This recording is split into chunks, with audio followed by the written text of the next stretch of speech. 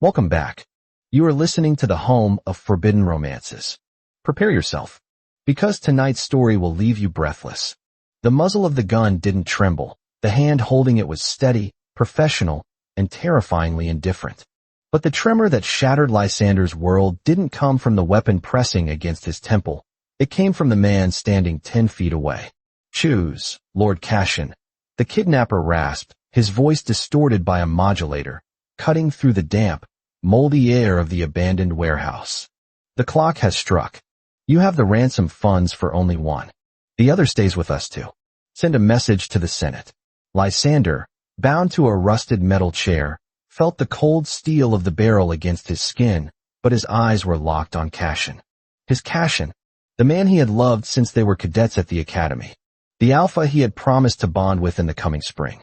Beside Cashin stood Julian, a petite, trembling Omega from the powerful Vane family, a new friend Cashin had been escorting when the ambush happened. Julian was sobbing, his pheromones spiking in a distress signal that smelled of cloyingly sweet peaches. Lysander didn't release pheromones.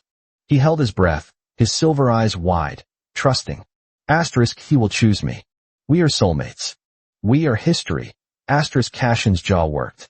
He looked at Lysander, battered and bruised, his noble chin held high even in the face of death. Then he looked at Julian, weeping and pathetic. Cashin's voice cracked. He closed his eyes, avoiding Lysander's gaze. "I choose Julian." The silence that followed was louder than a scream. It was the sound of a heart disintegrating. "Smart choice." The kidnapper laughed darkly, shoving Julian toward the exit. "The Vane family pays better than a fallen aristocrat." "Cashin," Lysander whispered, the words scraping out of his throat like broken glass. Cashin paused at the heavy iron door, his hand gripping Julian's arm. He didn't turn around. "I'm sorry, Lysander. You're strong.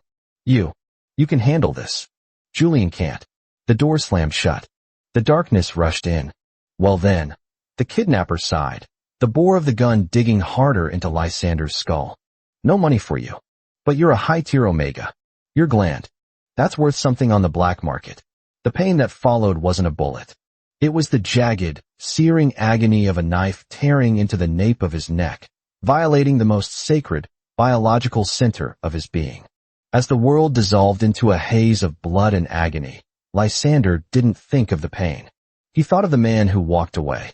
Chapter 1. The hollow shell consciousness returned in fragments, pieced together by the sterile beep of monitors and the antiseptic smell of a military hospital. When Lysander finally opened his eyes, the room was white, blindingly so. He tried to move, but his body felt like lead. He tried to speak, but his throat was parched. Instinctively, he tried to reach out with his senses, to project his scent, a crisp, calming aroma of winter pine and rain, to let the nurses know he was awake. Nothing. There was a void where his soul used to be. A silent, terrifying emptiness at the base of his neck. "Don't try to force it," a grave voice spoke from the corner. Lysander turned his head slowly. Dr. Eris, a family friend, stood there, looking older than Lysander remembered. Lysander rasped, his hand moving shakily to the thick bandages wrapped around his neck. "They didn't kill you, Lysander. They harvested you," Dr. Eris said, his voice thick with pity. "By the time the patrolling guards found the warehouse, the damage was irreversible. We had to remove the remnants of the gland to save your life. You are unbound now. Unbound." The word was a social death sentence. In their society, hierarchy was dictated by the secondary gender. Alphas ruled, Omegas supported and influenced, and Betas worked. But an unbound, an Omega who had lost their gland, was considered a defect. A broken vessel. Unable to produce pheromones, unable to bond, unable to bear the children of high lineage. "Cashin?" Lysander asked, though he already knew the answer. Dr. Eris looked away. "Lord Cashin announced his engagement to Julian Vane yesterday. He cited compatibility issues with you." Lysander laughed. It was a dry, hacking sound that hurt his chest. "Compatibility. Is that what they call leaving me to be butchered?" "He told the press he tried to save you both," Eris whispered. "That the kidnappers tricked him. He's painted himself as a tragic hero." Lysander closed his eyes.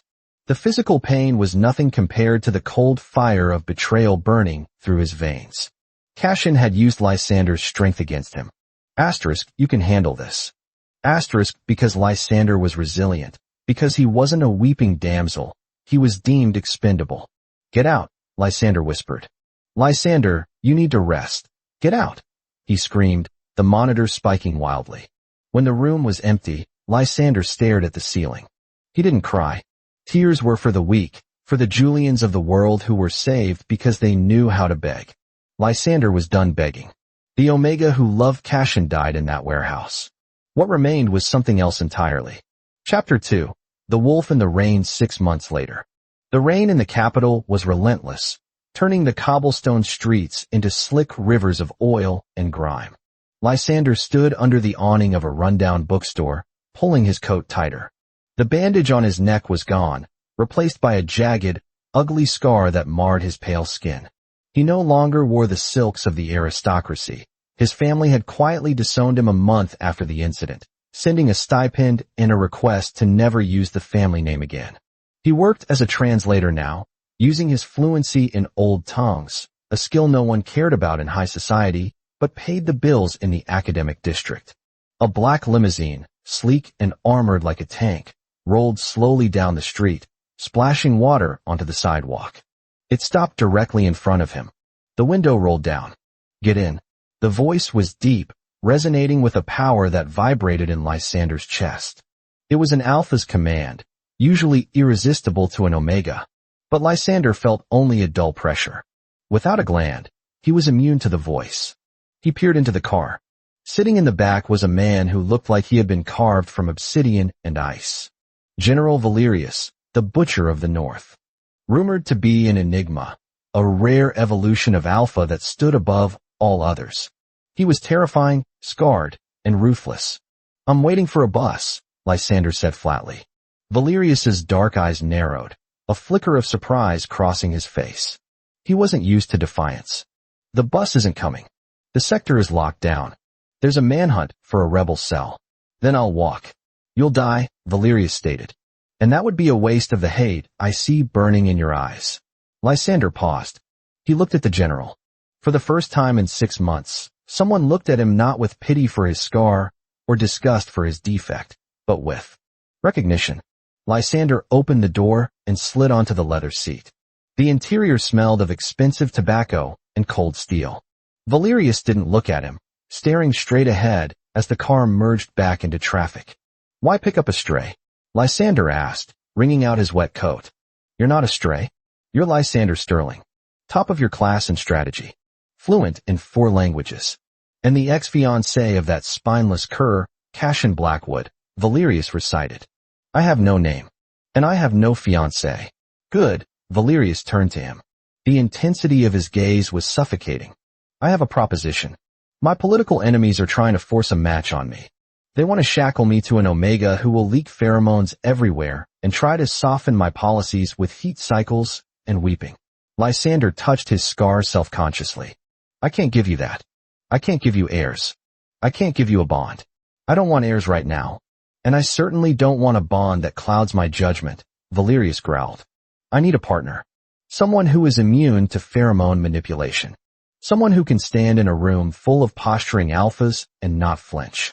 I need a shield made of ice, not glass. You want me because I'm broken, Lysander said bitterly. I want you because you survived, Valerius corrected, his voice dropping an octave.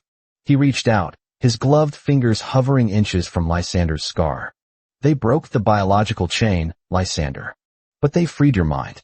You are the only person in this city who can look me in the eye without trembling. And what do I get? Revenge, Valerius said simply. And the world at your feet. Chapter 3.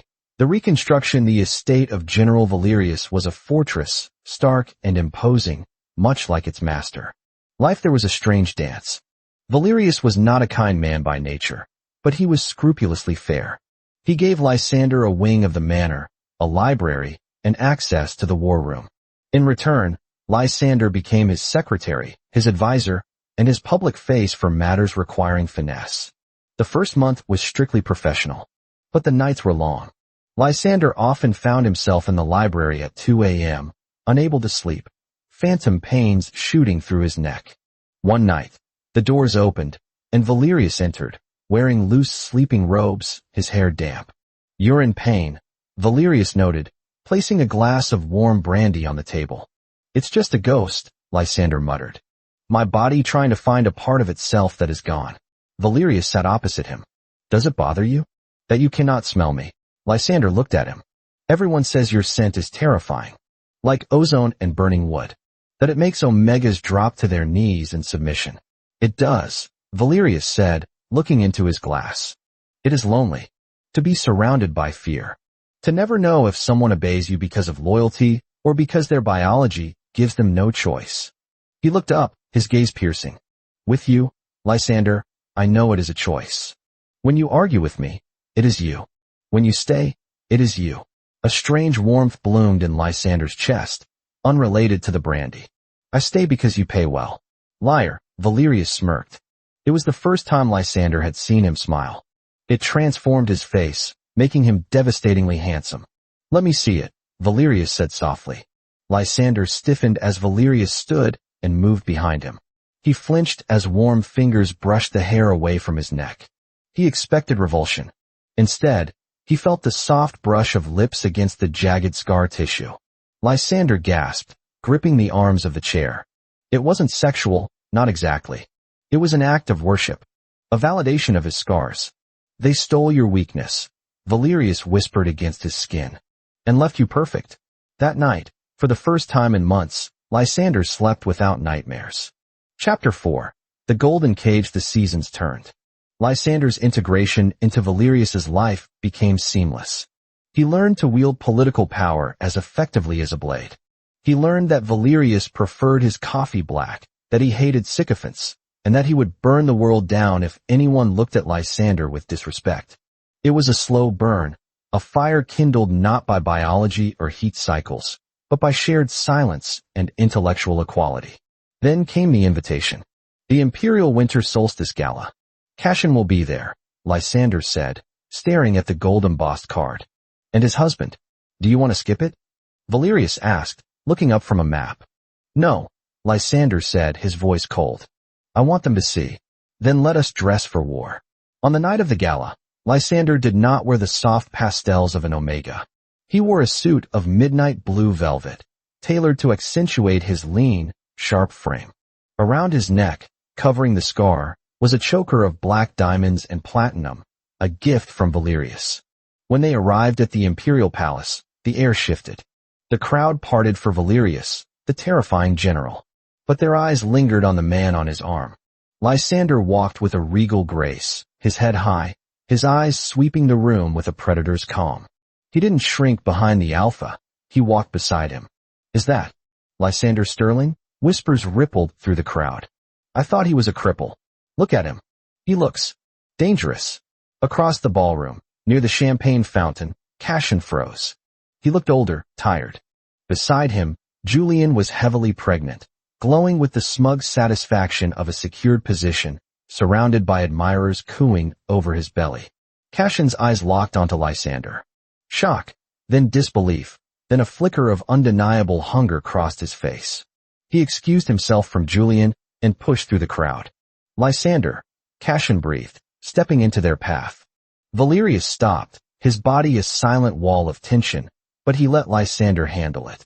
"Lord Cashin," Lysander nodded, his voice cool and polite, as if addressing a stranger. You look incredible," Cashin stammered. He reached out, as if to touch Lysander's arm. "I heard rumors, but I thought you were gone. I've missed you, Ly. You have a husband, Cashin, and a child on the way. Do not disrespect them by missing me." Cashin lowered his voice, stepping closer, instinctively releasing a wave of alpha pheromones meant to entice and subdue. It was a rich, musky scent of cedar, a scent that used to make Lysander's knees weak. "It was a mistake. I didn't know. I didn't know you would be this magnificent. Julian. He is weak. He bores me. I did what I had to do for the family, but my heart." Lysander stared at him. He felt nothing. No pull. No desire. Just the intellectual observation that Cashin was sweating. "Are you trying to use your voice on me?" Lysander asked, a small, cruel smile playing on his lips. Cashin blinked. Why aren't you reacting? I am your alpha. You are an alpha, Lysander corrected. But you seem to forget. You left my gland on a warehouse floor. Your pheromones are nothing to me but a bad cologne. Cashin recoiled as if slapped. And as for your mistake, Lysander stepped closer, his voice a whisper that cut through the noise of the party. You didn't choose Julian because he was weak. You chose him because you were afraid of a partner who was your equal. You wanted a pet, not a husband. Well, enjoy your leash, Cashin. You belong to me. Cashin snapped, his ego fracturing. He grabbed Lysander's wrist hard. We were promised. Suddenly, the air in the room grew heavy. The temperature seemed to drop 10 degrees. Guests gasped and clutched their chests. A suffocating pressure crushed down on the hall. Valerius had released his aura. He didn't move, but the sheer weight of his dominance forced nearby alphas to their knees. Cashin turned pale, his grip on Lysander loosening as his instincts screamed at him to submit to the apex predator. Release my husband, Valerius said. His voice was quiet, but it carried the weight of a thunderclap. Husband, Cashin choked out, backing away. Valerius stepped forward, wrapping a possessive arm around Lysander's waist. Did you not hear? We were married in a private ceremony this morning. Lysander is not a sterling anymore. He is the Duchess of the Northern Vale. And if you touch him again, I will not just ruin your political career, Cashin. I will unmake your entire bloodline. Julian, having waddled over, let out a terrified squeak and pulled Cashin back. The crowd watched in stunned silence as the once golden couple retreated in humiliation. Lysander looked up at Valerius. The general's eyes were blazing with protective fury. Husband, Lysander raised an eyebrow. I don't recall signing those papers. The pressure in the room lifted instantly. Valerius looked down at him, the corner of his mouth twitching. The papers are on your desk. I assumed you'd sign them tonight. After all, you did say you wanted the world at your feet. Lysander looked back at the retreating figure of Cashin, small, petty, and insignificant. Then he looked at the man beside him, a monster to the world, but a shield to him. I suppose, Lysander murmured, leaning his head against Valerius's shoulder, that the title suits me. Chapter 5. The choice to drive home was silent, but it was a comfortable silence. When they arrived at the estate, Valerius didn't go to his study. He followed Lysander to the balcony overlooking the moonlit gardens. Did you mean it? Lysander asked, looking out at the silver trees. About the marriage? I never bluff, Valerius said. He stood behind Lysander, his large hands resting on the railing, boxing him in safely. But I will not force you. The contract can remain a contract. Lysander turned around within the cage of Valerius's arms. He tried to use the voice on me. Cashin, I saw. I felt nothing, Lysander said, wonder in his voice. For years, I thought my worth was tied to how well I could respond to an alpha, how well I could serve. Tonight, I realized that my power comes from my silence. You are the only quiet thing in my loud world, Valerius said, his voice raw. He leaned down, his forehead resting against Lysander's. I love you, Lysander. Not for your gland, or your lineage. I love you because when the world broke you, you reforged yourself into something sharper. It was the first time the words had been spoken. Lysander reached up, tracing the scar that ran down Valerius's cheek. They say an unbound Omega is incapable of love. That we are cold, biologically dead. Then let them be wrong. Valerius breathed. Lysander closed the gap. The kiss was not desperate or heated with pheromones. It was deliberate. It was a choice. It tasted of brandy and winter rain.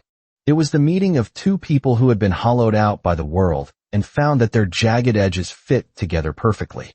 When they broke apart, Lysander rested his hand over Valerius's heart, feeling the steady, powerful thrum beneath. I'll sign the papers, Lysander whispered.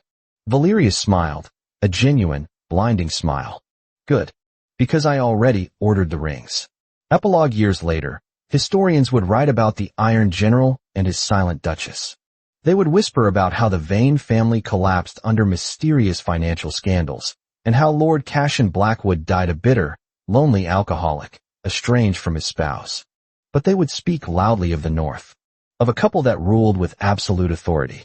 They would tell stories of how the general, a man who could command armies with a whisper, would only ever listen to one voice. The voice of the man who had no scent, but who held the general's soul in the palm of his hand. And that is how the broken Omega tamed the beast. If you enjoyed seeing Lysander rise from the ashes to claim his throne, destroy that like button. And tell me in the comments, would you have taken Cassian back if he begged, or was his betrayal unforgivable? I'll be reading your answers. Subscribe for the next chapter. Until then,